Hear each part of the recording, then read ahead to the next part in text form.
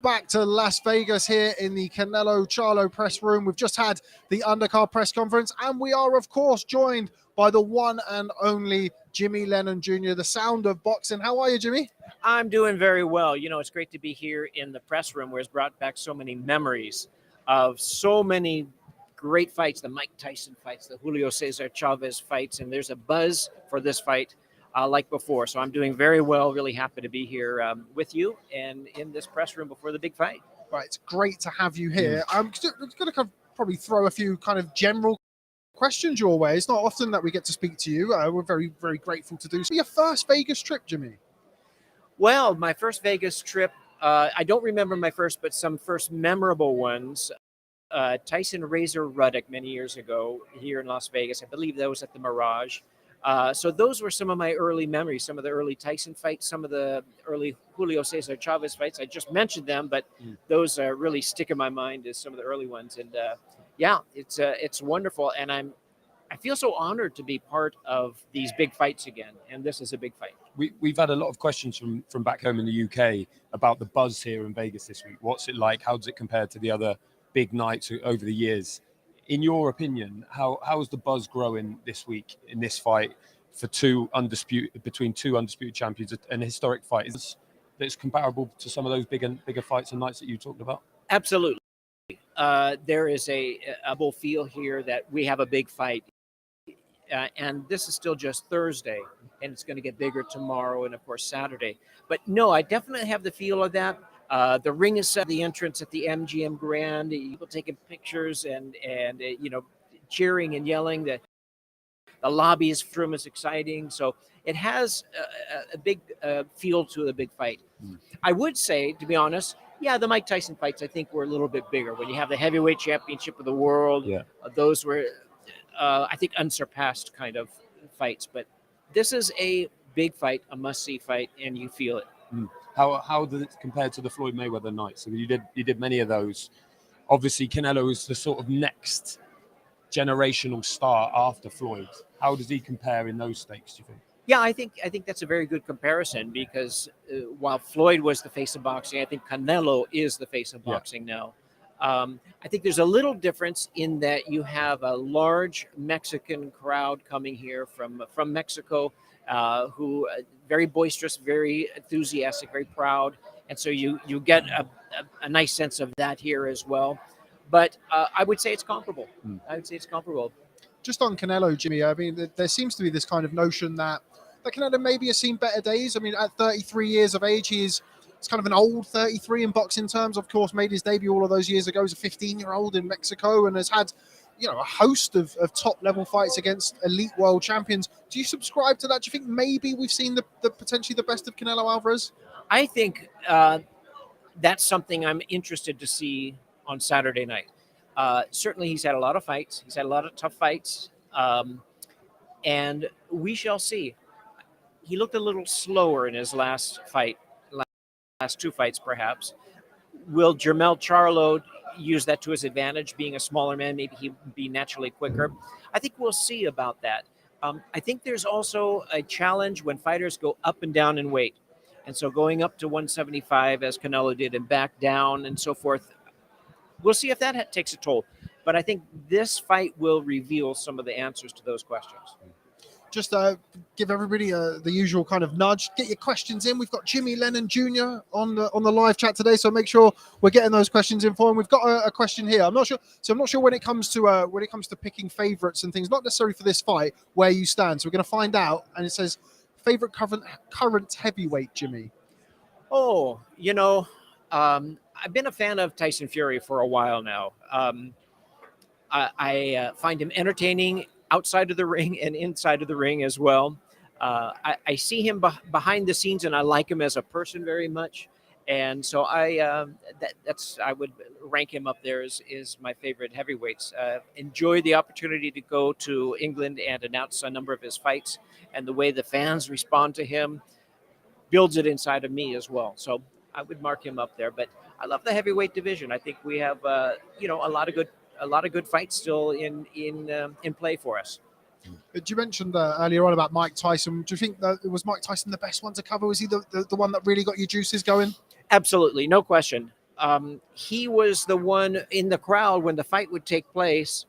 From round number 1, people would be on their feet the whole time and not sit down the whole fight quite often. When he would throw a punch and miss, the crowd would go wild, and you could feel the roar of the crowd just to see the speed and fury in his punches. And so there was nothing like a Mike Tyson fight, I would say, in all my career. So that would be the pinnacle of excitement of the crowd. So he stands out. For yourself, Jimmy, obviously you've been doing this for a while now. You're from boxing stock as well, of course. Does it still kind of get your juices going? How do you feel about Vegas? I mean, we come to Vegas probably, maybe once every 6 months, probably on average, and we still get those butterflies and those funny feelings coming to Sin City. What about yourself? I mean, you've been here, I don't know how many times over the years. Vegas still do it for you? Well, yes, it does. What doesn't for me is gambling and so forth. That doesn't do it for me. I'm always here for work, but when I'm here, it's a big fight. And so I get very excited about the big fights. That is not old to me. I am excited, and I will treat this fight and every fight like it's the most important and the last fight I'll ever do. And so I do get excited about that. I love the sport of boxing. I love the atmosphere. I love the people that I get a chance to meet. And so I get excited for those reasons. We were talking about the idea of a kind of Las Vegas. When we land here, you saw it quite handily and easily get back into the routine of it. Do you have a Las Vegas routine when you land? Do you stay in the same place? Do you do the same things, eat the same food? Have you got it set out now after all the years? I have some of those routines down, but the reality is, I work for Showtime Television in the United States, and they decide where I stay and so forth. But certain flights I like to come. I'm not a superstitious man, so I don't have any kind of routines of that. But I do rest. I rest my voice. I try to take care of myself as best I can. Here's my routine. I used to go to the spa and steam up my voice and so forth. I don't do that as much now, but taking care of myself is the key so that I can be on for fight night.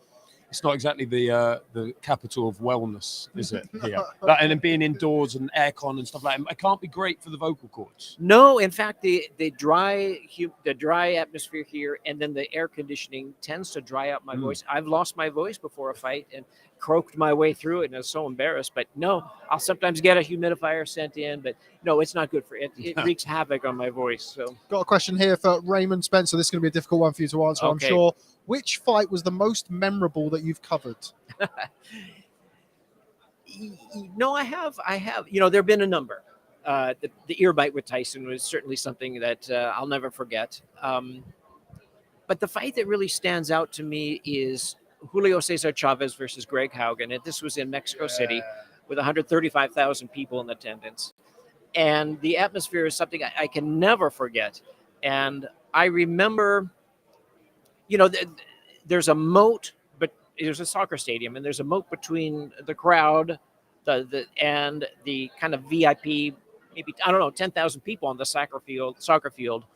And in that moat were German Shepherds, and there were guards with guns. I don't know what kind of guns they were, but there was no, they're controlling the masses. And I remember before the main event came on, there was a laser light show and beautiful music playing. I was surprised, how lovely it really was. And I was with Don King in the ring, and I tell this story, and it's true. He kind of had like misty eyes. Here's a man who's seen everything in his career, done everything in his career, the greatest promoter perhaps of all time. And he was so moved by the scene of the people. And then maybe I realized later that he was actually counting the people on the proceeds and how much money they make. So perhaps that was the reason why. But that was a most memorable event. The fight was not the most memorable. The event was absolutely stands out in my mind. Even after all of these years and the amount of occasions that you've been at and all of the big fights that you've called, you still get that? You still get the hairs on the back of your neck? You still get the goosebumps? I do. On a big fight, I'm just so excited about, my role. The atmosphere of the crowd helps build it up as well. The bigger the fight, the easier it is for me in some ways, and it's more of a charge for me and the excitement there. And really, my favorite part is finishing it all, stepping down out of the ring, sitting down, and watching it unfold. I mean, that's the best part. I get so excited waiting for that first bell. Do you still get nerves? I sure get nerves, but I tend to turn my nerves into focus. And how do you do that? I don't know. I always do. That's just something I always do. Maybe it's natural, and I don't know what, but I turn it into focus, and I think that helps me. And I just want to do a good job. Every single fight, I feel like this is the last, not the last, but my whole career will be judged on what I do, and that's what I feel on Saturday night. So I'll prepare hard, and I'll hyper focus, and I feel like all the fights I've done don't really matter. I want to do the best job possible for this fight on Saturday night. And what does preparation look like for you? Do you lock yourself in a room and go through it? How does it look for you in fight week? Yeah, no, so I write a Showtime requests me to write a script. So I'll write a script and I'll run it through, send it to them. They rehearse and have someone else read what I'm going to say, and then I'll go over my notes. And if there is something difficult, if it's a difficult name or a foreign language, I'll just run it through my mind. I will be in a quiet place the entire day of the fight, and just kind of focus on that as best I can. It's nothing special. It's just paying attention and not having distractions. Any particular name that you can remember being particularly tricky? Well, first of all, names in Spanish I love. It just lends itself to flow. So I enjoy that, and I speak Spanish a little bit, so that helps.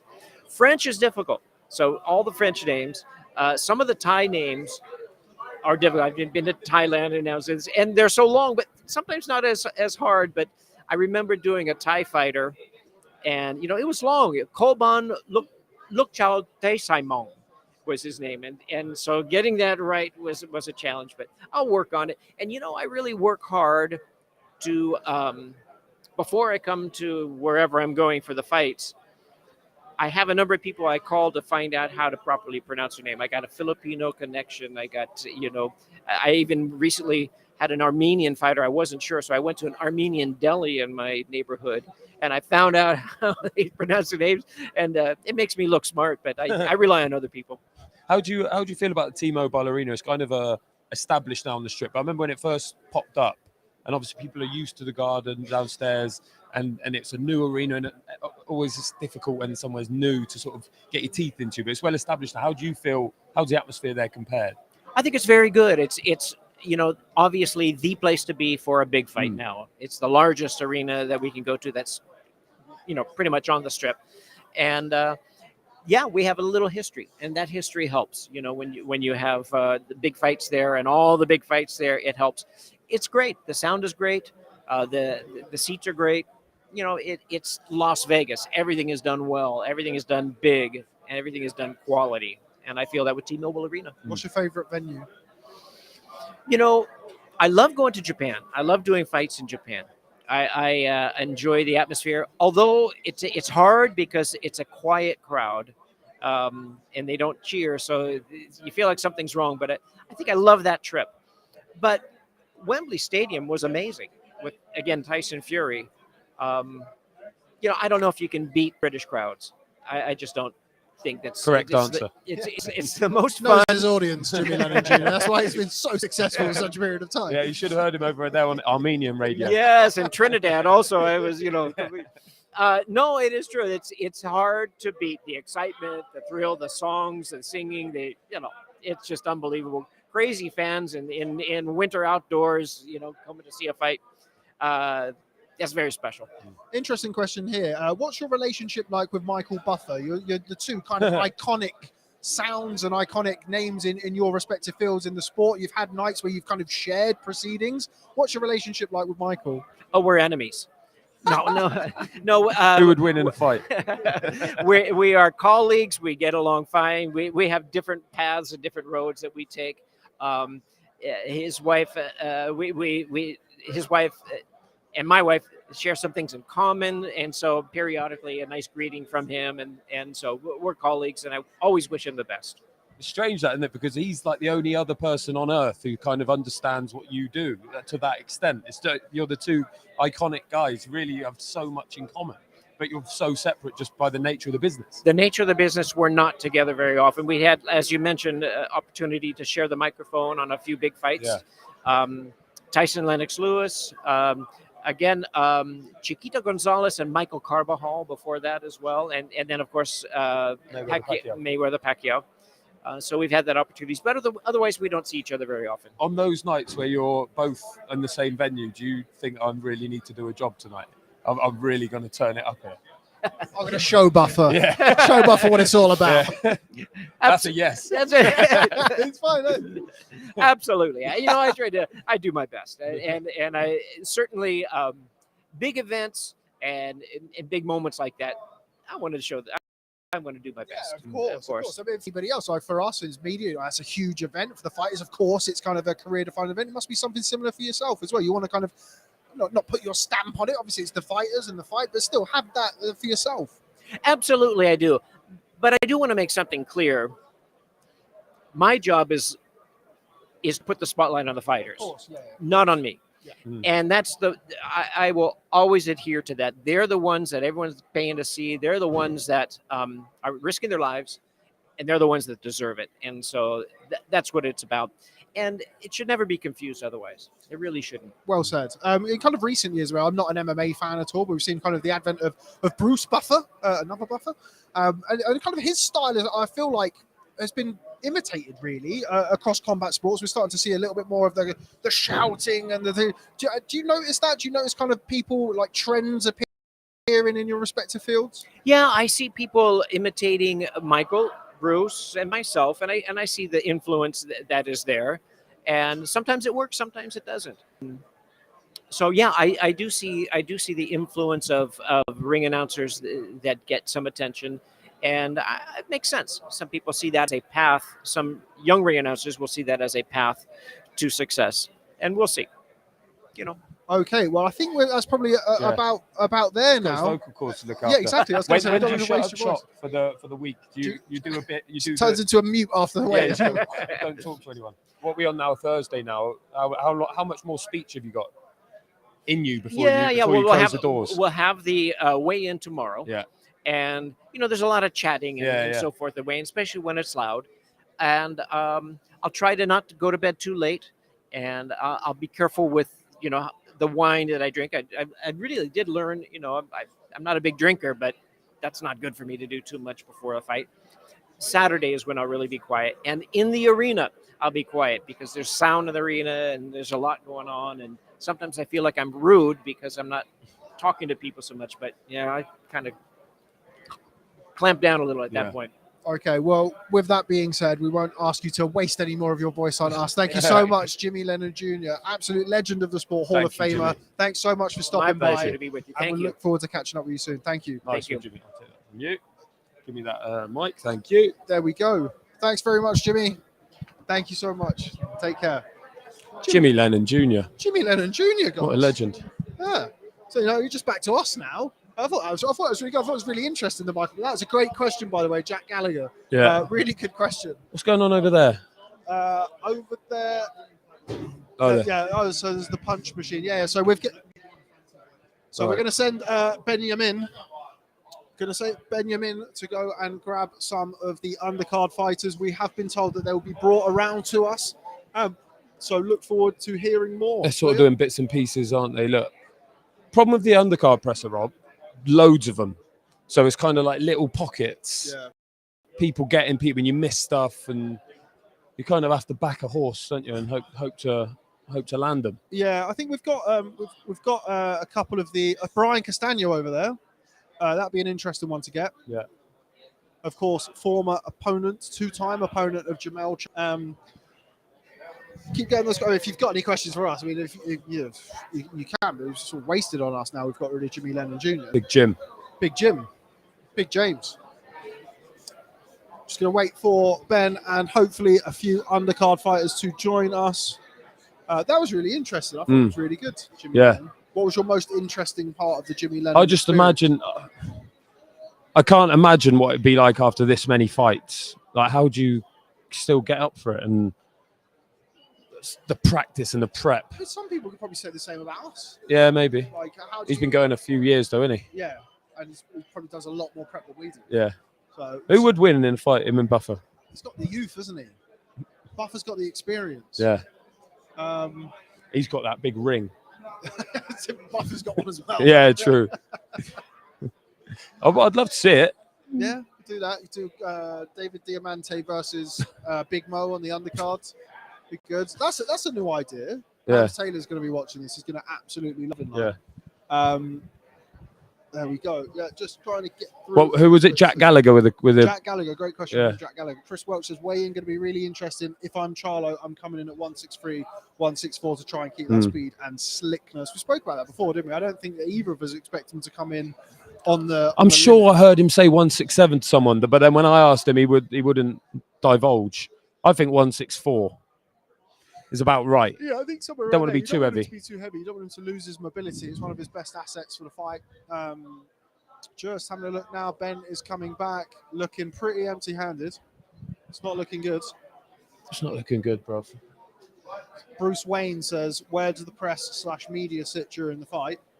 Great question, Bruce. From Batman. Yeah. There he goes. Up in the rafters. It depends. Like some fights ringside, some fights on the floor, some fights in the. Yeah, we'll take Bob Santos. Yeah.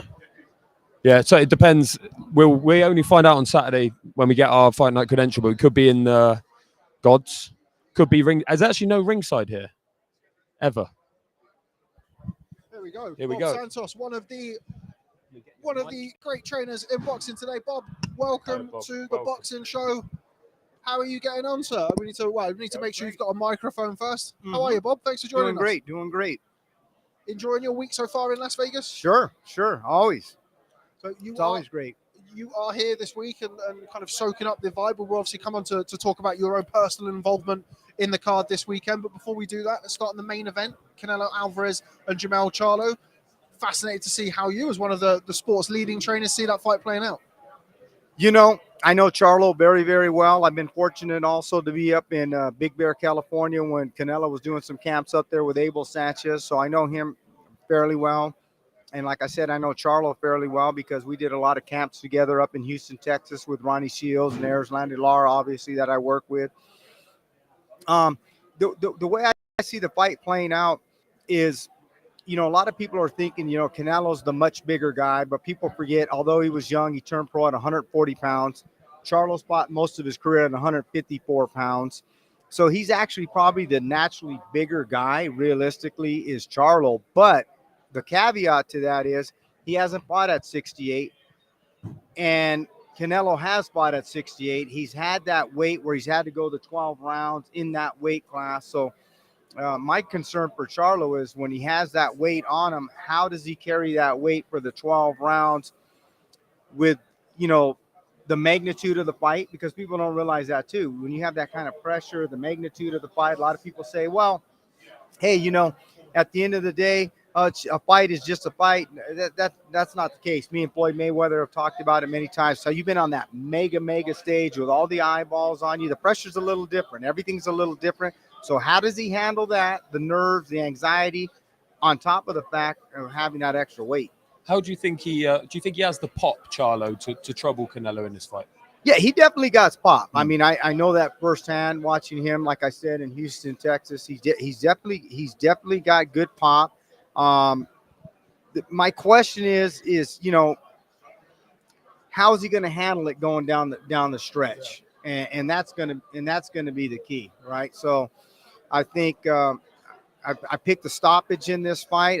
I think somebody's getting stopped. I kind of favor Canelo, obviously, because he's been in that weight class. But I do think Charlo has a great opportunity to upset him. It's not hyperbole because with Lara, you know, I felt we edged him out, you know, but you can make – I understand it's boxing, and when rounds are close, they can be subjective. But movement, and Charlo's definitely capable of giving Canelo a lot of movement and not letting him get set up and planted and things of that nature. But to do that, is he going to have the stamina going down the stretch?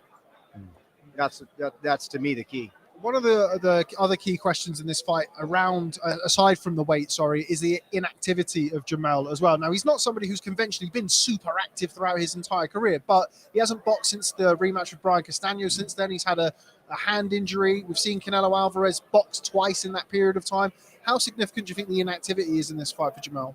You know, I think it's going to be significant to a degree, But I think more so people underestimate, like I had Robert Guerrero when we fought Floyd Mayweather, and I'll never forget, we were in the green room, and I'll never forget Floyd was like, man, are you ready for this? And Robert's like, oh, man, I can't wait. In his mind, he's chomping at the bit. I can't wait to get my hands on you. And I had seen Floyd maybe a couple months after the Guerrero and Mayweather fight, and he kind of winked and looked at me. Now you know what I was talking about. We weren't just talking about the fight itself. How do you handle the tickets? Everybody wanting this. The eyeballs are on you. And the magnitude of the event. I think that culminating with the fact that you've been off, you kind of feel you feel the weight on your back. So we'll see how he's going to be able to shake that off. One of the key sort of storylines in the Charlo business this week has been the lack of Jamal. He's not here. Just been Jamal on his own, and obviously they've fallen out, and he's spoken about it. Going into a fight of this magnitude without his twin, someone who's been around him his whole career at fight nights, how much of a factor could that be? That it's unfamiliar territory for him. Like I said, I've been around both Charlos for a long time. We did a lot of camps together in Houston with Laura, who sparred with him a lot, with Ronnie Shields. And I know them very, very, very well. So, they have their moments together, kind of it's brotherly love. That's what we call it, right? Brotherly love. With your family members, sometimes, man, there ain't nobody better. And sometimes there's nobody worse. But at the end of the day, I know that if this guy stood up to them and challenged him, both guys would support each other in that. I think they know that deep down. And with some of the personal, things that are going on with Charlo right now, I think it's probably maybe a benefit that he's not here, right? Until he gets his psyche and everything situated on the right track. I think it's probably going to be actually a benefit to him that he's not here. And if he does get here, hopefully, you know what I mean, that he could maintain the focus and not get into, whatever things happened growing up when they were. You mentioned there about earlier on about kind of types of characters that they are really, and we kind of mentioned about dealing with the big stage. Canelo said yesterday that he felt that Charlo, we've seen him in the past. He's not short of a word or two, likes to kind of get in his opponent's head and we have to back and forth. We've not seen that this week. Knowing them as you do, can we read anything into that from Jamel? His kind of, I guess, lack of energy that we usually get. Well, what I attribute it to is the magnitude of the fight. That it's the magnitude of the fight, right? So in the other fights, hey, I'm the guy. I know I'm the A side. You know what I mean? I'm the favorite there. Everything's on my.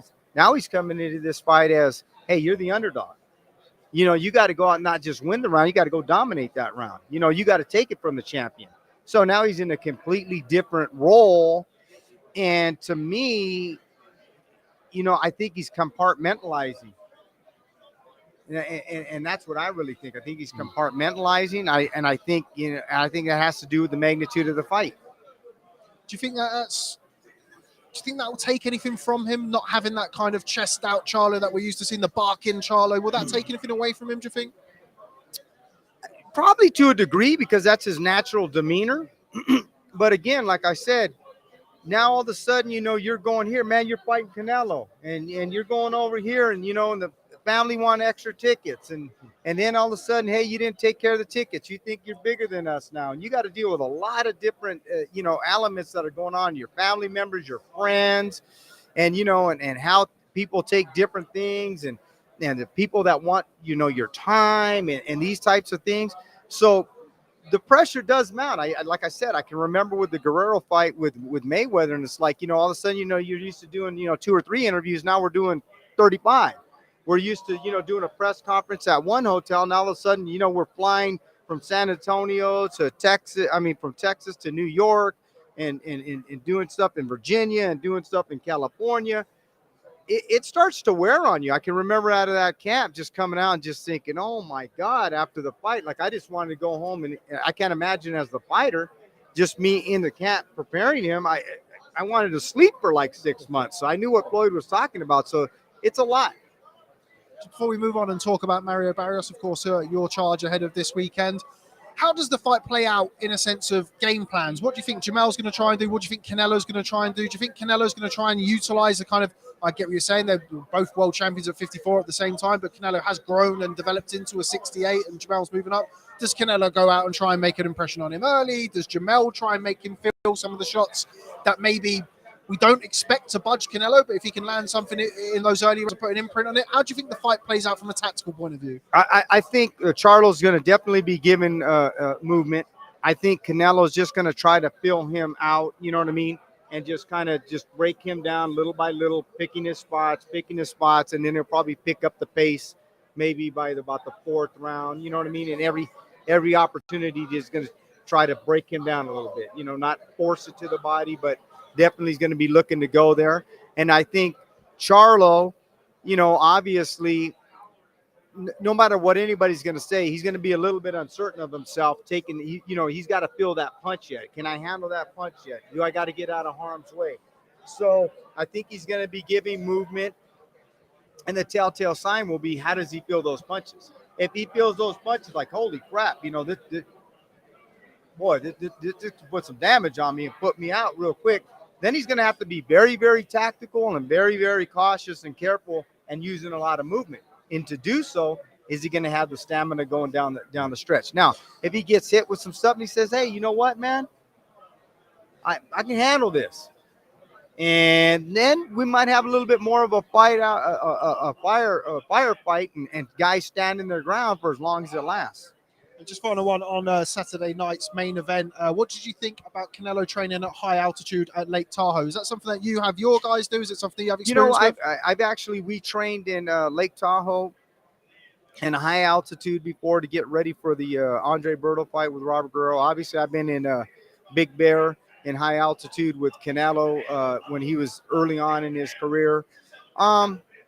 I mean, it depends, I guess, whatever he needed to do mentally to be prepared for the fight. And, you know, and you got to be careful up there in high altitude that you don't want to overdo it. You know what I mean? And he is getting a little bit older and longer in the tooth. But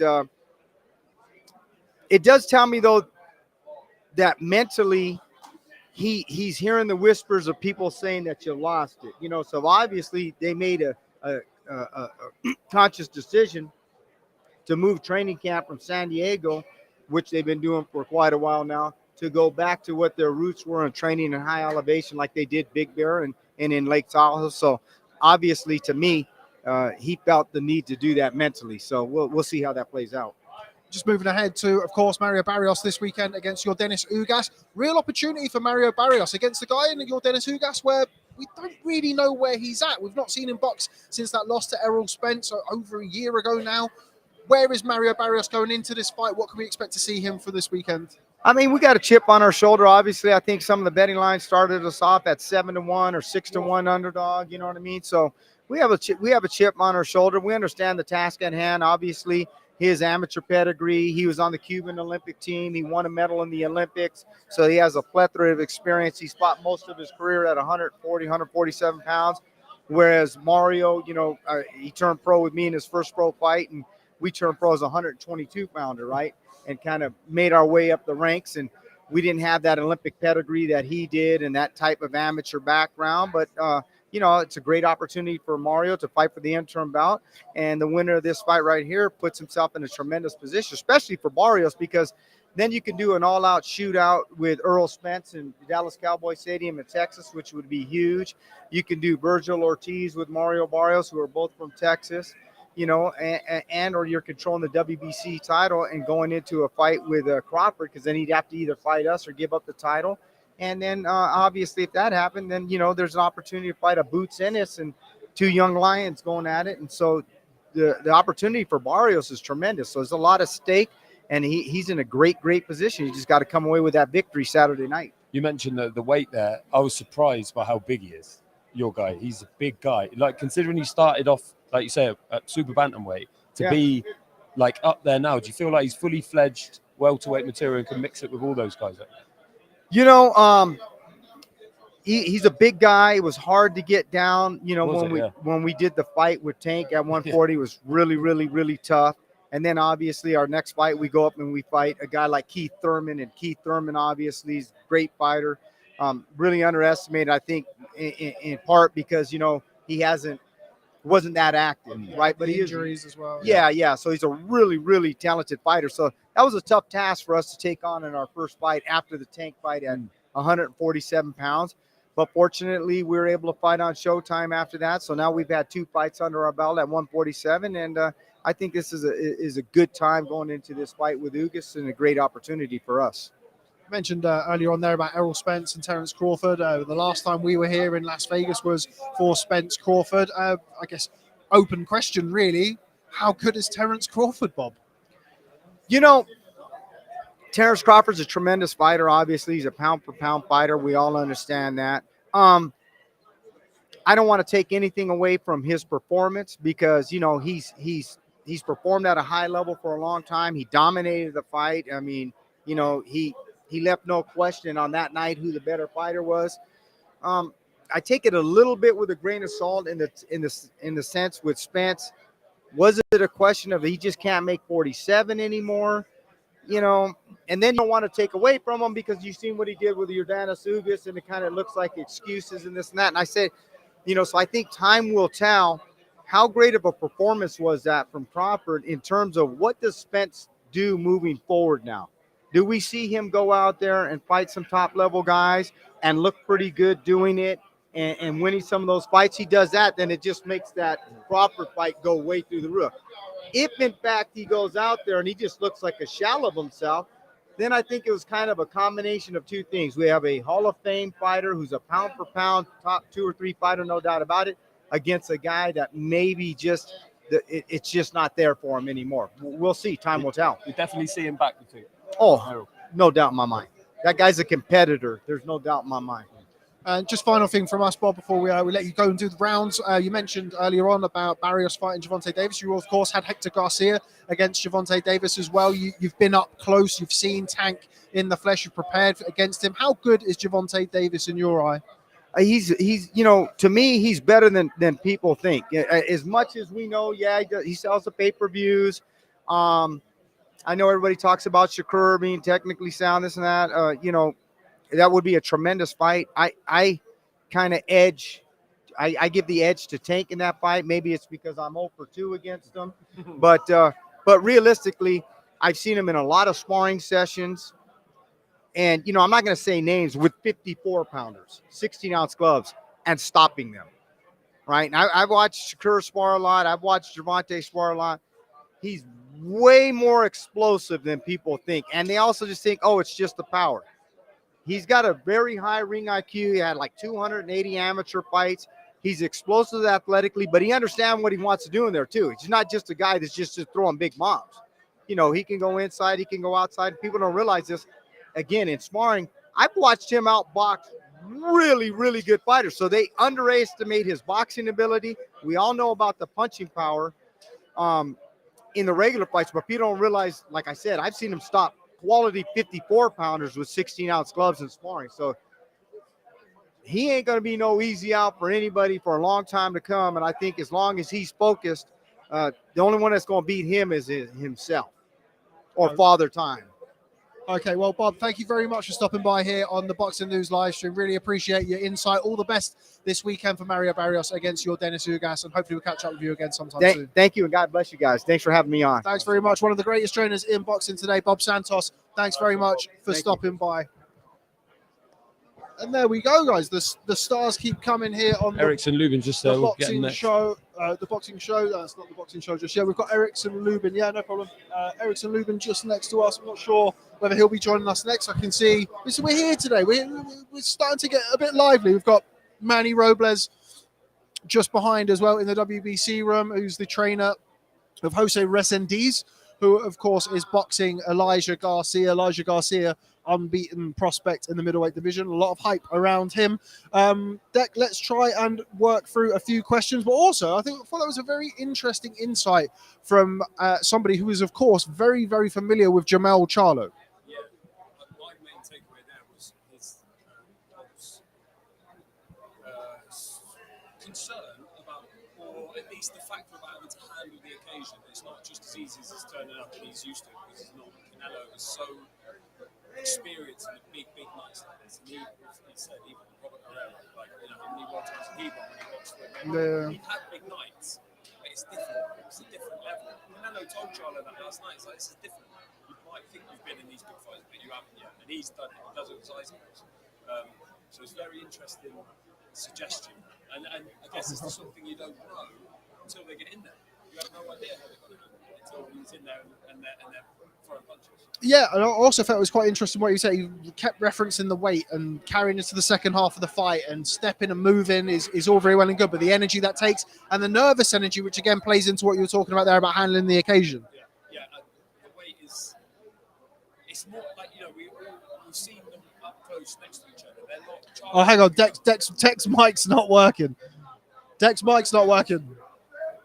Sorry, guys. Let me try the green one. Sound, guys. Try to do one. How's that one? Have we got Deck back? Sorry, guys. 1, 2. How's this one We working? like to keep it rough and ready It's the here. Jimmy Lennon We Jr. do one. indeed. Have I has can he hear got the Jimmy myself. Lennon Jr.? I've got the green one. Is that working? Yeah, they're both working. I can hear myself. Anyway, Okay, hang on. I said some real controversial shit then as well. Didn't get cancelled. Okay, It well, is working. just give us the short version of what you just said there, Dick.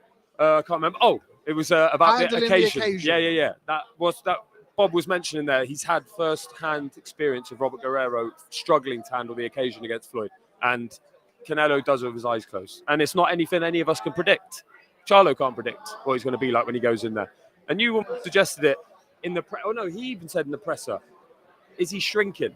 And is that why he's not shouting and all the bravado? He said afterwards, he said, look, we've all seen him in his career, and it's kind of like one of the things that has really sort of endeared me to the Charlos over the years is the way that they do come and make a ruckus and make a fuck you noise. lot. Yeah, exactly. Is he shrinking or is he just focused?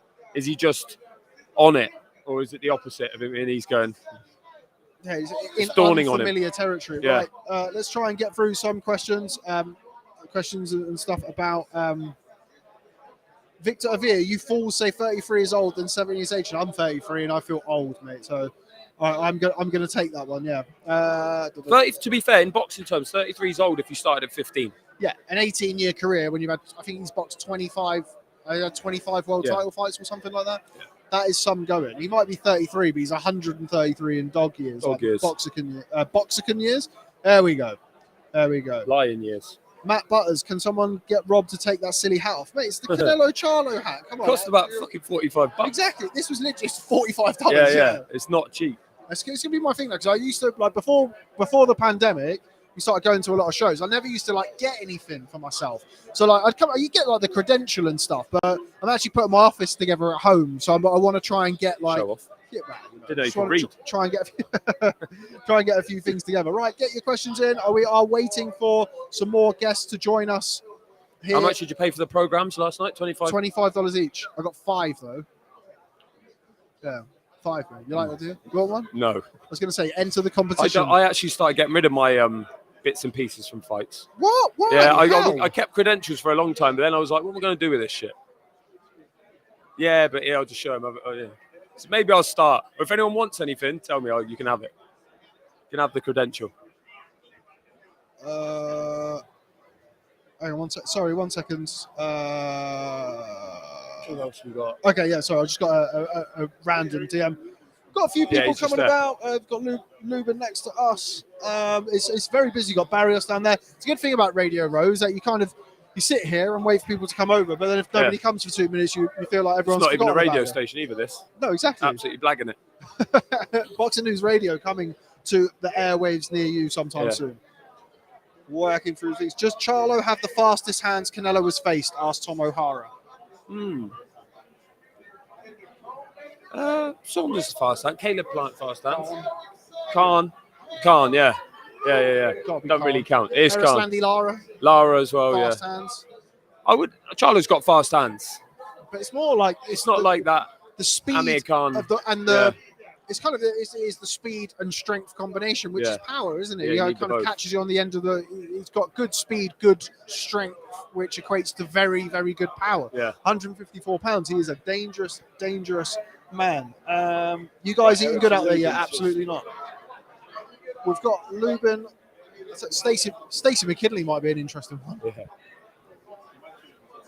We've got Lubin. Is Lubin still? I'm going to test this first. Is this mic It's fine. working? I can. Let us know in the chat if my microphone is working. We're just having an audio check from Ben. Sound check.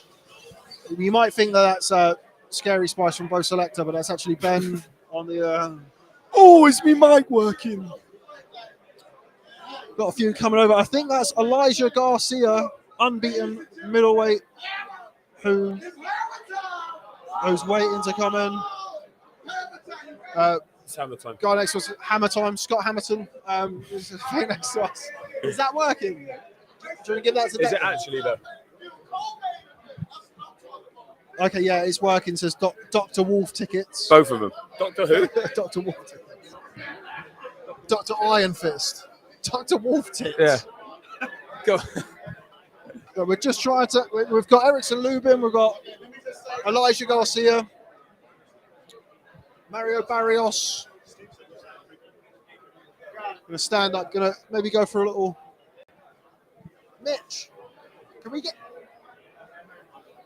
I think we've got Lubin coming through somewhere. How are we looking? Ben, do you want to go on a hunt? Gonna send Ben out. Don't come back empty-handed, Ben. Yeah. Get the hammer. Go hit Steve with a. What's going on, bro? What's going on, bro? Waiting for the fighters. Anyway, so here we go. We're in the corner here. Yeah, we are tucked away nicely. But so far, I've had a good little start to. It's so much busier in here today. Obviously, with the fact that it's the undercard fighters, there's so many more fighters. But this is usually what it's like on the main event day, and it wasn't quite that. Quite yesterday, was it? Yeah. I think we said it on the live stream yesterday. I think it's the first time that I have. So I do feel like it is different. I did expect it to be a little bit busier for Canelo. Yeah. I think it's the first time I've really experienced that. Yeah. It was busy in Guadalajara in a different way. Yeah, it's But there was no peripheral figures anywhere. Okay, just waiting for Ben to come back with a new guest. Don't forget to hit the like button, get your questions in. If you have a question for myself or the one and only Declan Taylor of Boxing News and the George Groves Boxing Club, available every Wednesday, do not hesitate. Get one in. Ben's come back, so I assume Lubin is going elsewhere first and then coming back. He stood over there. Elijah Garcia is next to us. I do just wait for fighters. I don't want a fighter to be ready and then us to be having. Yeah.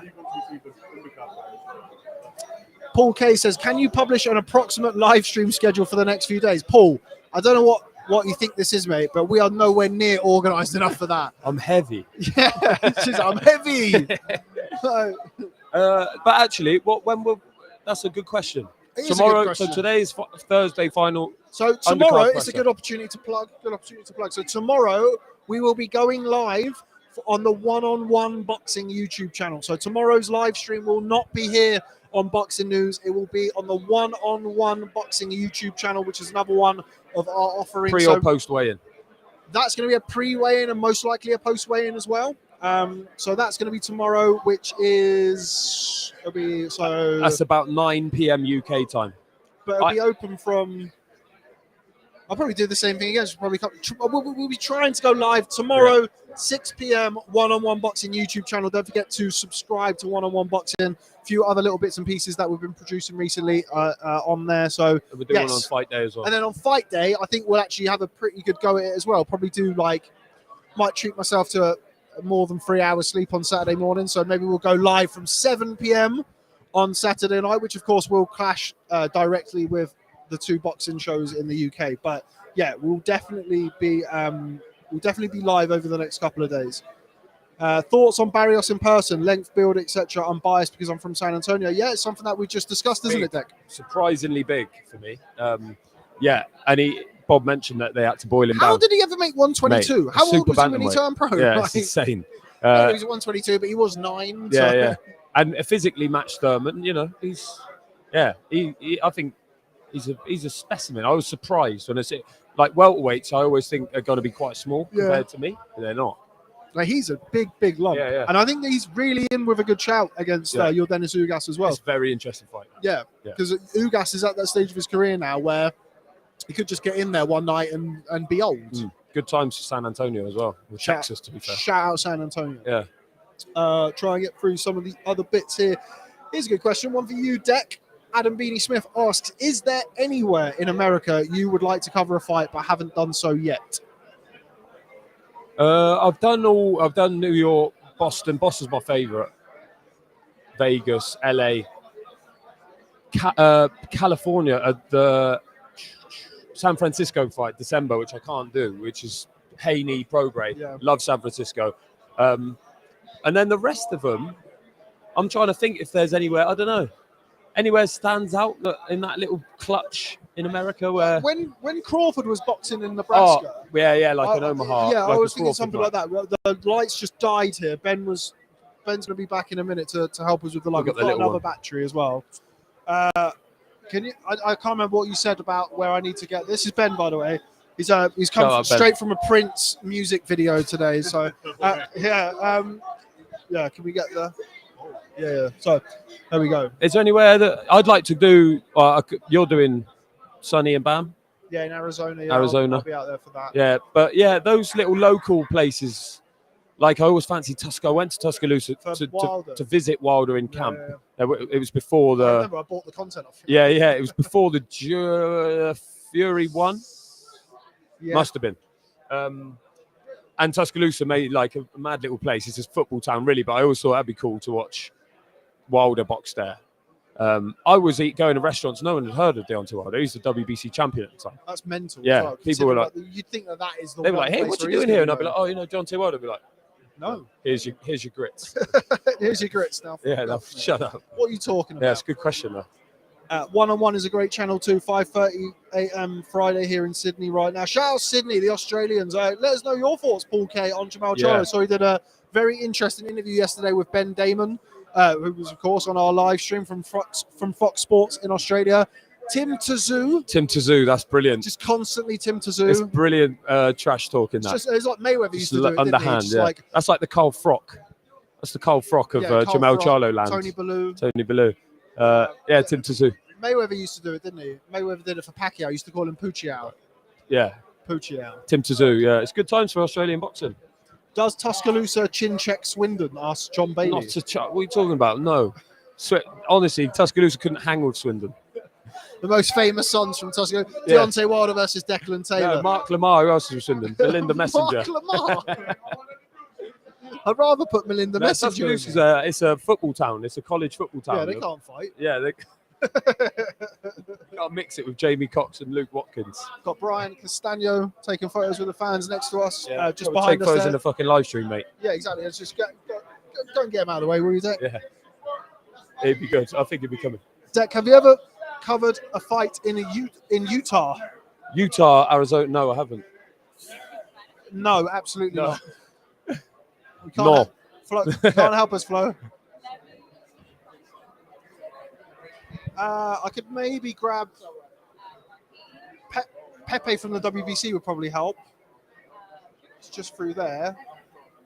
Not me and Rob's Spanish. Not quite good enough. My Spanish is not the best in a sense of. Here we go. Just trying to get Brian Castaño. Yeah, turns out he doesn't speak English. So that could be quite interesting. Yeah.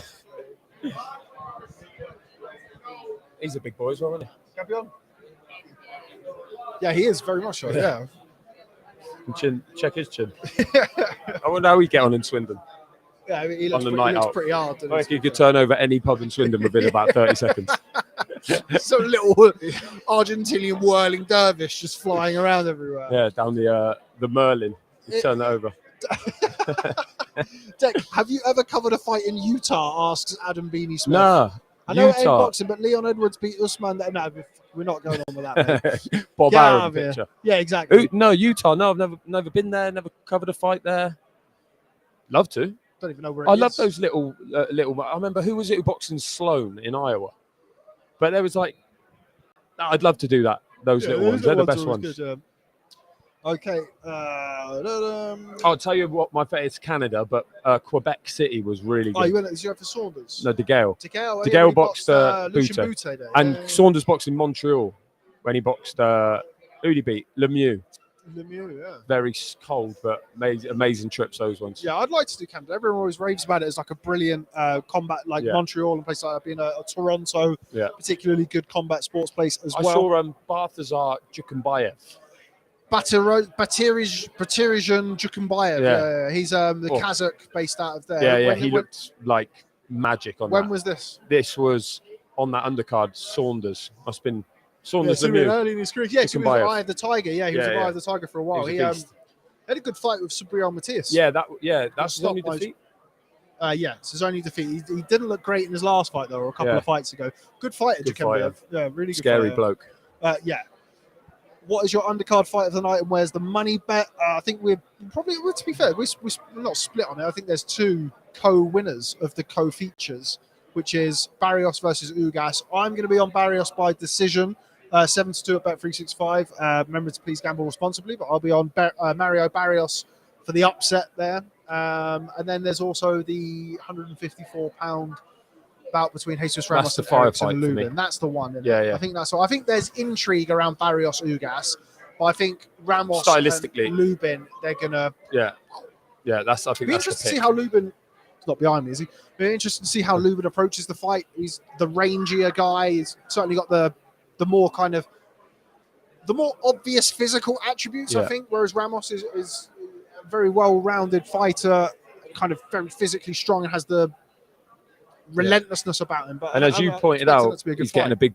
big push by PBC. Yes, It's he like they've certainly is. earmarked him as the future. And you know what you're going to get from Lubin. He's going to come, he's going to let his hands go, and be in a good fight. Yeah. And look, we've seen him obviously lost in a couple of fights in the past as well to Charlo and Sebastian Fundora. I don't know what's going on with Castaño. He's just, we're going to come. Well, no, Go 'cause sort he him out. don't speak a fucking word of I English. think they were looking for a translator. in there. This stream would really grind to a halt if we had a Spanish speaker who didn't speak a word of English. We'd be fucked. Oh, it'd be hilarious though, wouldn't it? It would be quite funny. Put it on like Big G boxing. Oh, look, here we go. Ben's come back with the goods. Ben's come back with a drink. They're going to bring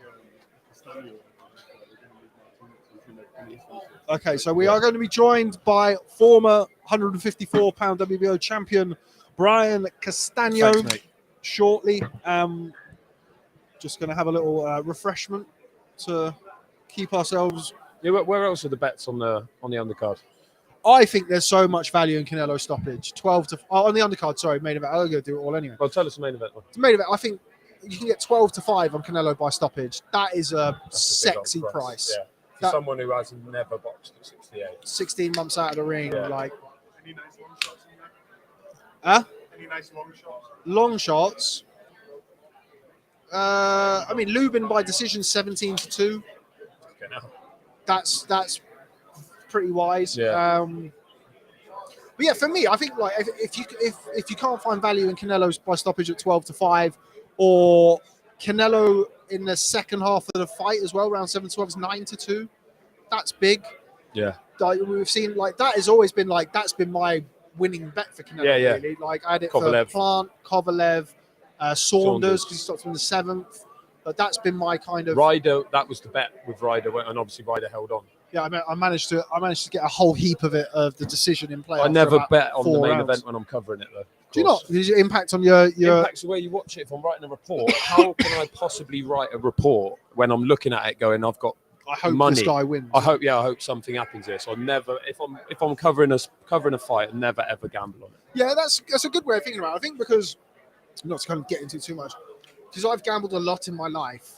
Mate, I think I feel like I'm able to, and sometimes I kind of, because I'm some live tweeting as well. Like, what I can tell from reading your tweets, what bet you've got on the fight. impossible. Mate, I can't. And if Impossible. anyone agrees, it's like, oh, he seems to be picking out the one shot. He's got him on decision. Or when you're like, oh, he looks like he might hold on here or something like that. I deny all accusations. That's like of bias. my skill. I can predict what Tebbutt's bet is. decipher by my Makes breakfast tweets. Yeah. Like, what's the big It's pizza? like I genuinely think I could walk in any hotel in Las Vegas, any of the big, maybe the top 10, the big ones, with a blindfold on. I could tell you from the smell where I am. And if you ever been to the MGM, it smells like vanilla and sort of broken and despair and vanilla mixed together. And if you honestly, and sometimes I get a whiff of it sometimes in England, and I'm like, fuck, I'm transported back here. Somebody's just said that Charlo and Barrios by points decision is my double. Oh, Let's Good price price on that. I mean, you got like Barrios 7-2. Charlo, I think, is 5-1. So 7-2 and 5-1. I mean, you're looking at that's got to be 13, 14-1 or something. I don't know. price. It's a good price. So we are still If it waiting. goes a distance, you see Charlo getting the decision. No, I but what's he not have to do because to do it. win. Like, because I kind of had this with the Bivol fight. Yeah. I was seemingly not. I think some people did pick Bivol, but I got annoyed at Chris people. Lloyd picked him as well. I got annoyed at people saying to me, "Oh yeah, but you know it's in Vegas, Yeah, so he's he'll not going never to get get it." It's to, like, well, yeah, I know it's in Vegas. Oh well, he's not going to. Well, if he wins 10, 11 rounds, which is what I thought he did, he'll get it. Like he might only get it 7-5, which is what happened. So it can be done. I just can't see Charlo being that dominant. But I can't see him knocking him out either. Like we spoke about this before. Like it's how do you predict him winning the fight? I don't necessarily think. I don't necessarily think that Charlo is going to be busy enough to do that. He's such a low volume guy. I don't know how he rubber stamps the rounds unless he scores 2 or 3 knockdowns. So yeah. But if you can get 15-1 or whatever it's going to be on it, then gamble responsibly. Going over here with the on Canelo stoppage. Thank you. So it's not just going to be me losing my money in that case. Trying to get through it. Don't forget to get your questions in. We are expecting more guests to arrive from across the media room here. I think Ericsson Lubin's going to be over next, is he? He's on. The food just come out as well, so everyone's the food, got a bit the frantic. food's just come out. Oh, I'd love some food, mate. Just No, all I'll of eat- it, I'll any eat of after. it. Actually, to be fair, Can't be sitting here eating fucking tacos. Deck's mate. great, but that's bollocks. Rob's live fight tweets are always objective. That was Jordan. Thanks, Jordan. Yeah, Jordan would say that. There we go, Deck. That's Paul bollocks. K's told you, mate. Still waiting for a few bits and pieces to come over here. We're trying to have a look at who might be out on the horizon. Sort of tucked away nicely in the corner here. And away. What's Rob's biggest bet, win / loss? Okay, we're not going to go into that much detail. I had a very good win on Inoue versus Manny Rodriguez, and I had a very big loss on Errol Spence not stopping Mikey Garcia. So there we go. We won't get into too many Go details. and read Rob's tweets from Garcia. Yeah, exactly. Spence This night. fight should be stopped. Yeah, he's 2 rounds in. He's like, I should probably pull him out here. He's taking some stick. We don't need to see this. That at the time was my biggest bet ever, and I fell asleep, and I woke up after like 7 rounds. Yeah. The fight was still going on, Better and then that kind of pit of my stomach of like, it's the 7th round and the fight's still going on, and then the rest of the fight went in about 5 minutes. Pulled him after that. Should have. They should have pulled him out in that fight, in my Do you opinion. have any money on McIntyre?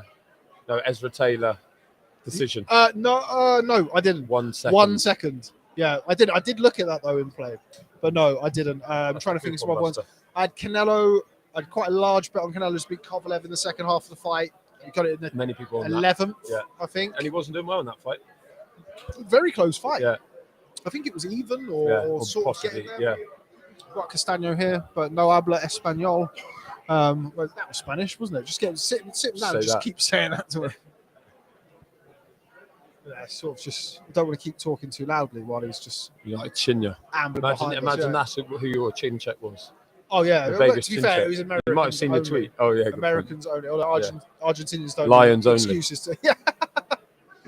What beats a lion?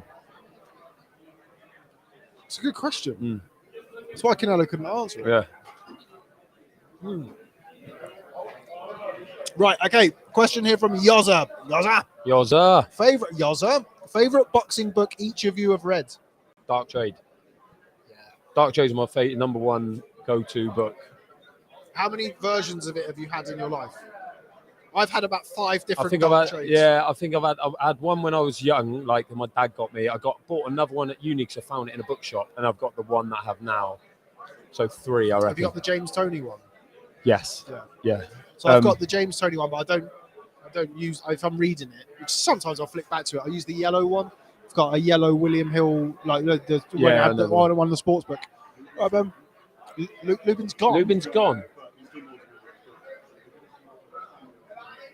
Ericsson Lubin. Ericsson Lubin has left us. Bottled it. Yeah. Another good book, The Fight by Norman Mailer. That was the first bit of boxing like literature that I ever read by Norman Mailer. Unbelievable book. If you haven't read that, I think for me, really captures the idea of a big fight. I remember when I was a young kid growing up, and vividly remember going to the bottom of bottom of my dad's wardrobe and finding Muhammad Ali in his life and times by Thomas Hauser. So I remember that vividly from being young. Four Kings by George Kimball. Yeah, good that's book. a banger. What, Road to Nowhere, in Tris Dixon. Sunshine and in Shadow. Yeah.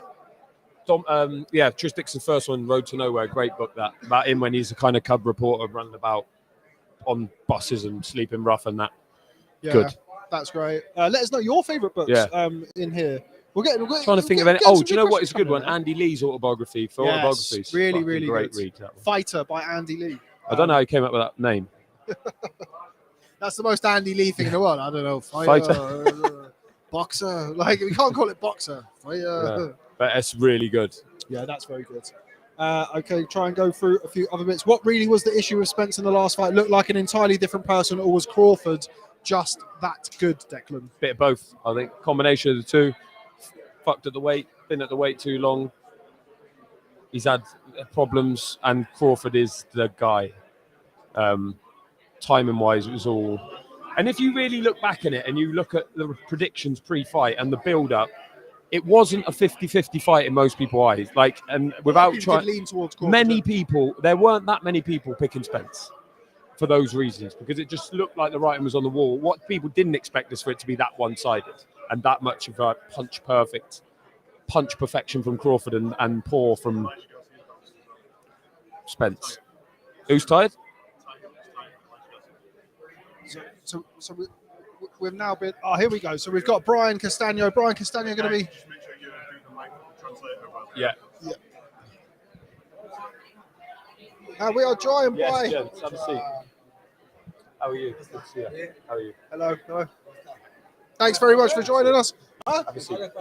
No. English, see. We could try. Yeah, we can try. It's not going to go too well. Record on the card. Okay. So we are joined by former 154-pound world champion Brian Castaño. Brian, how are you? Fine. I feel good. I stay here in the MGM, waiting for this great fight. No. Your English is much better than my Spanish. No. Lo vine preparando. He's been getting ready for you guys. He knew what was coming. So talk to us about the fight, of course. Former opponent of yours, Jamel Charlo against Canelo Alvarez. How do you see the fight playing out? ¿Cómo ve la pelea de un oponente reciente tuyo como Charlo contra alguien como Canelo? Creo que Charlo es fuerte, ¿no? Obviamente, pero Canelo ya está sentado en las 168 libras. Realmente creo que la diferencia va a ser esa, más allá del boxeo que tiene Charlo tiene más experiencia y está más fuerte. Look, Charlo is strong, no doubt about that. The thing is, Canelo is more settled into the 168-pound division than Charlo. That division is foreign to him in a way. So, despite Charlo's boxing ability, which is really good, I believe that Canelo's experience and comfort level is what's going to make the difference. In the first fight against Canelo, you had a lot of success. I thought you won against Charlo. I thought you won the first fight against Charlo. What was the difference between the first fight and the second fight, and what do you expect Charlo's game plan to be against Canelo? La diferencia, ¿no? De la primera y segunda pelea. Entre tu pelea contra Charlo y la pelea que esperamos ver contra Canelo. Yo creo que la diferencia de mi segunda pelea fue que yo no estaba al 100%, más allá de... No es una excusa, pero me ganó no estando al 100%. En la primera pelea yo estuve mucho mejor. Pero creo que él va a volcar eso, ¿no? Él va a boxear, creo que Charlo va a boxearlo de afuera, va a intentar huir, no ir al cruce y le va a tratar de meterle contra. Creo que en eso se va a basar la pelea, como la que me hizo a mí la segunda. He's going to fight possibly in the same vein that he did against me in the second fight. keep in mind that I wasn't 100% for that second fight. I was much better in the first. No excuses, but that's just the reality. Now, having said that, with as far as Canelo Charlo goes, he's gonna try to use his reach. He's gonna try to walk the ring. He's gonna avoid getting close to Canelo because that's a danger zone. And he's gonna try to make the same fight as he did in the second fight against me. Do you think he can be dominant enough over 12 rounds to get a decision here? Charlo. ¿Sentí que Yeah. Charlo podría llegar a ser dominante y ganar por puntos? I think so. Charlo's good. Have good movement. No? Sí, He had a good movement. Is strong. Is large. A long, Yeah, yeah. is a long, ¿no? Pero creo que hay que ver, como dice el dicho, no es lo mismo llamar al león que verlo venir, ¿no? Canelo lo va a ir cazando a poco, lo va a ir dejando que se desgaste y yo creo que después del noveno lo puede llegar a noquear. There's a saying in Spanish that says it's better to call out to the lion than to see him coming. So Charlo has good movement, like you said, but I believe that Canelo is kind of gonna be hunting his prey, and then around the 9th round, that's when he's gonna get him. What did you think about Charlo as a fighter? What strengths did he have? What weaknesses did he have? And how do you think Canelo will be able to exploit them? Fortalezas y debilidades de Charlo cuando peleó con vos y cómo crees que Canelo las va a saber explotar. Fortaleza de Charlo creo que es un peleador que trabaja hoy en día conmigo la segunda pelea y como va a trabajar con Canelo, va a trabajar de contra, lo va a boxear. Creo que la ventaja de él es la altura, el alcance de brazo y que se mueve más. La debilidad de él, Strengths, his height, his reach, and his better range of motion. And like I said, he's gonna counter. He's gonna play the tactical game. Now, for the weaknesses, después, el Nemesis se dice que, o sea, baja las manos, baja mucho a la izquierda, es un peleador que se come mucho los volados a derecha. now the main weakness is that he tends to lower his guard a lot. So what happens? If you get him with an overhand right, he's fully exposed to it. Do you think Jamal's power can carry up to 168 pounds? Sorry, what? Could you repeat? So do you think Jamal Charlo's power can carry up to 168 pounds? ¿Sentí que la potencia de Charlo puede llegar a ser igual en 168 libras? Esa es la preocupación de... la preocupación no, eso es lo que pensamos todos, que realmente no sé si va a poder llevar el poder de la 154 a 168. Creo que Canelo ya es un peleador que ya lo hizo. Hoy en día, peleando a 168, ha noqueado y sabe lo que es pelear con pegadores mucho más fuertes que Charlo. Isn't that what we all wonder? Whether the power can be carried through from 154 to 168? That's $1 million question. But you see Canelo, that he has been able to, he has proven to be as powerful at 154 to 168. He has remained that way. And I don't believe that Charlo has fought someone as strong as Canelo before. What's the plans for you now? Jamal is now moved up to 168. We don't know if he's going to come back down to 154. You're a former champion. There will be opportunities to fight for maybe vacant belts. What do you want to do in the future? Así yo. I waiting. Hey, it's here. I don't know. Si Charlo se va, ¿cuál es el plan de 154? Sí. I need fight with everything. I don't know. Maybe 154, 160, 160. ¿Cómo se dice? Que venga, que bienvenido sea, que cualquiera, no sé. Bring them all on. I don't care. Yeah. Who do you think outside of Jamal and outside of yourself is the best fighter at 154 pounds? What is the best fight that can be made for you, do you think? Not counting Charlo, Not counting Charlo. Oh, well, so who is the best opponent for Brian? ¿Quién es el mejor de 154 libras si no que te contamos a vos y a Charlo? ¿Y a quién te gustaría enfrentar? 154. ¿Quién está hoy en día? Creo que hoy en día que está en ascenso, qué bueno. Tatin Siu está, que es un peleador que es fuerte. Todavía no está, no se probó al primer nivel, pero después otro no me acuerdo quién, tío, la verdad. La bala Mendoza, ahora que van los dos, Mendoza Siu.